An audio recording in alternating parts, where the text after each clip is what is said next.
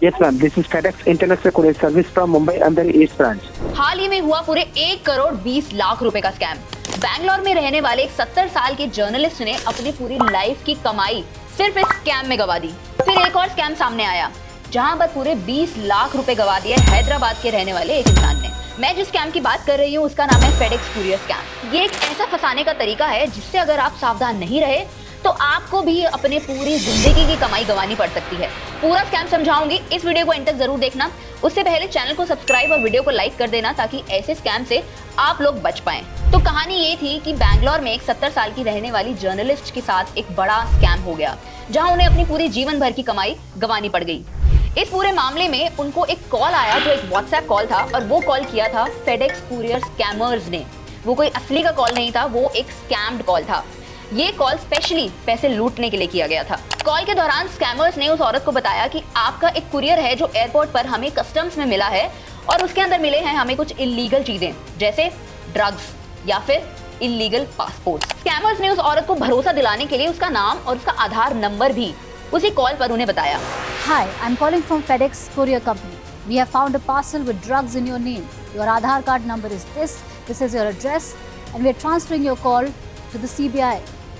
If you want to avoid legal troubles, transfer money into this account. अब अगर ऐसा कुछ आप लोगों के साथ हो जाए तो आप लोग भी ये सोचेंगे कि अगर हमारा आधार कार्ड या हमारा नाम किसी इंसान को पता है तो हो सकता है उसमें सच्चाई हो, लेकिन नहीं, यहाँ ऐसी कोई भी सच्चाई नहीं थी।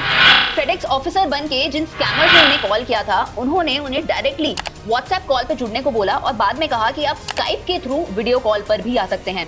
और उन्होंने पूरा माहौल ऐसा बनाया हुआ था कि कोई भी इंसान वो बैकग्राउंड देखकर ऐसा ही समझेगा कि ये एक असली इंसान है, और सच्ची में ये एक ऐसी एनवायरनमेंट में बैठे हैं जहां ये नारकोटिक्स डिपार्टमेंट से हो सकते हैं। स्कैमर्स ने उन्हें बोला कि हम आपके ऊपर लगा रहे हैं मनी लॉन्ड्रिंग का केस, और अगर आप इस केस से बचना चाहते हैं तो आपको हमें कुछ पैसे ट्रांसफर करने होंगे।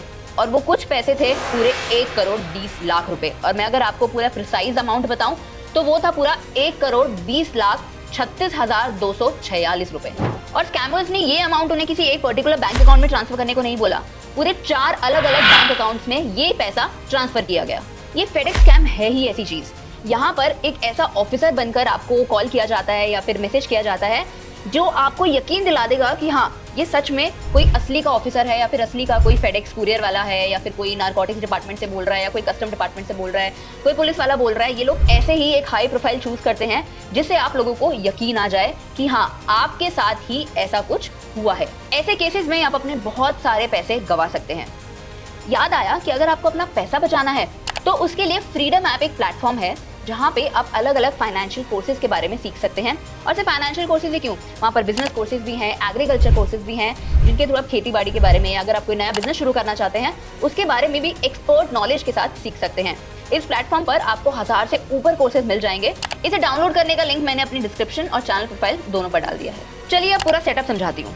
ये स्कैमर्स क्या करते हैं ना, ये लोग आपको कॉल करेंगे, और कभी कभी होता है कि कोई ईमेल भी आपको आ जाता है जहां पर ये लोग एक FedEx वाले बनकर या फिर कोई भी हाई प्रोफाइल एक चूज कर लेते हैं। ये नारकोटिक्स बन सकते हैं, ये कस्टम ड्यूटी वाले बन सकते हैं, ये कोई पुलिस वाले बन सकते हैं।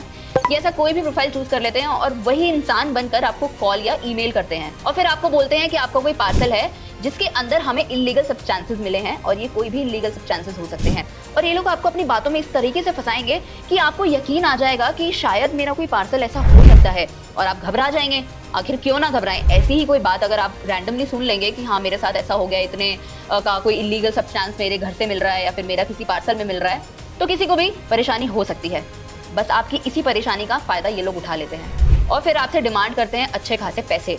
और आपको यकीन दिलाने के लिए, यानी वेरिफिकेशन या आइडेंटिफिकेशन के लिए, ये लोग आपसे आपके पासपोर्ट के डिटेल्स मांग सकते हैं, आपके आधार के डिटेल्स मांग सकते हैं, आपके पैन डिटेल्स मांग सकते हैं, जिसके बाद ये लोग पूरी कोशिश करेंगे कि आपका पर्सनल डेटा चुरा लिया जाए। ये स्कैमर स्पेशली फोकस करते हैं कि मामले की पूरी सीरियसनेस को कैसे आपके अंदर जगाया जाए। ये लोग आपको इस तरीके से बातें बताएंगे कि आप किसी के साथ शेयर मत करना। ये लोग आपको बोल सकते हैं ऐसा कि अपने किसी पड़ोसी को मत बताना, किसी पुलिस में कंप्लेंट मत करना, क्योंकि इससे आपकी ही बदनामी है कि आपके पास से ऐसा कोई पार्सल मिल रहा है। अब पूरा ऐसा माहौल क्रिएट करने के बाद फिर ये लोग एंड में डिसाइड करते हैं कि अब आपसे पैसा कैसे निकलवाया जाए। ये लोग आपको बोलेंगे कि अगर आपको इस केस से बचना है तो हमें इतना फलाना अमाउंट हमारे अकाउंट में ट्रांसफर कर दो, और ये अमाउंट हम आपको पूरा केस खत्म होने के बाद वापस कर देंगे।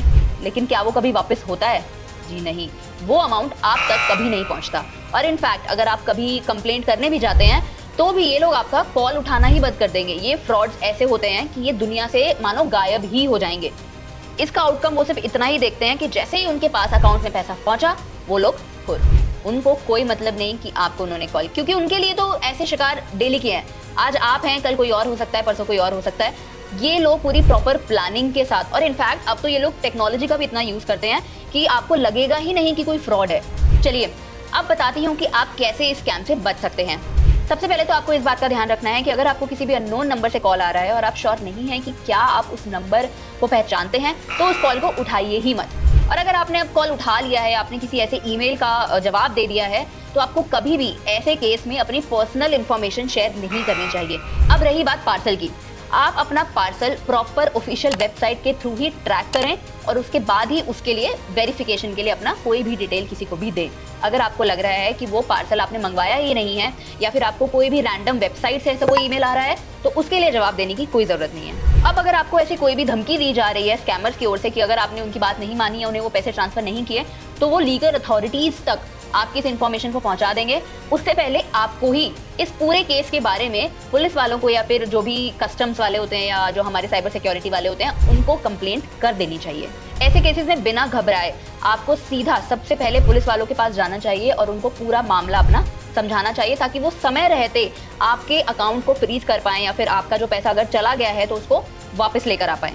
इसके लिए हेल्पलाइन नंबर होता है 1930। आप इस नंबर पर कंप्लेंट कर सकते हैं अगर आपके साथ कोई भी साइबर थ्रेट हुआ है तो।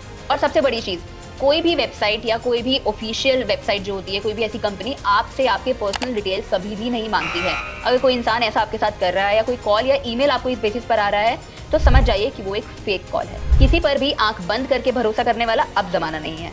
तो सतर्क रहें और सावधान रहें। मैं उम्मीद करती हूँ कि आपको ये वाली वीडियो समझ में आई होगी। अगर आपके कोई भी डाउट्स या ऐसा कुछ आपके साथ या आपके किसी जानने वाले के साथ हुआ है तो हमें कमेंट सेक्शन में ज़रूर बताना, क्योंकि हो सकता है कि इस जानकारी से बहुत सारे लोग अपने पैसे बचा पाएं। मैं मानसी मिलती हूँ आपसे अगली वीडियो।